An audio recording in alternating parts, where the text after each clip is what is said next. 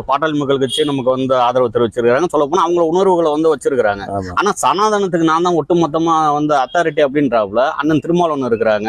அவங்களோட கூட்டணியில வந்து இவங்க கம்யூனிஸ்ட் கட்சிகள்லாம் இருக்கிறாங்க. நான் இடையில கூட நம்ம பேசினப்ப சொல்லிட்டு இருந்தோம், தீக்கத்திலே இதுக்கு ஆதரவு வந்து போட்டிருக்காங்கன்னு.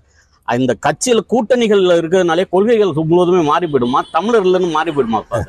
இல்ல அப்படித்தானே இருக்காங்க. இப்ப அவங்க எல்லாம் எதிர்க்கலையே, அவங்க எல்லாம் எதிர்க்கலையே. இப்ப காவிரி நீர் பிரச்சனை எடுத்துக்கிட்டோம்னா கர்நாடகாவில் இருக்க விசிகா ஒண்ணு கேட்கும், இங்க தமிழ்நாட்டுல இருக்க விசிகா ஒண்ணு கேட்குங்கிறாரு. அப்ப அவரோட தடம் வந்து முழுவதும் மாறிட்டு வந்துட்டு இருக்கோம். செய்யறாரு. இப்ப அங்க போய் அவங்க வேட்பாளரே இருக்கிறாங்க. இப்ப பெங்களூர் புறநகர் தொகுதி, பெங்களூர் மைய தொகுதி, கோலார், இந்த இடத்துல 3 இடத்துலயும் விசிகா வேட்பாளர் நிக்கிறதா சொல்றாங்க. அவங்களுக்கு எதிராக அங்க போய் DK சிவகுமார், அந்த காங்கிரஸ் துணை முதலமைச்சர், அவரோட சேர்ந்துக்கிட்டு அதே பெங்களூர் மற்ற இடங்கள் எல்லாம் ஓட்டு கேட்டிருக்காரு, காங்கிரஸுக்கு ஓட்டு கேட்டிருக்காரு.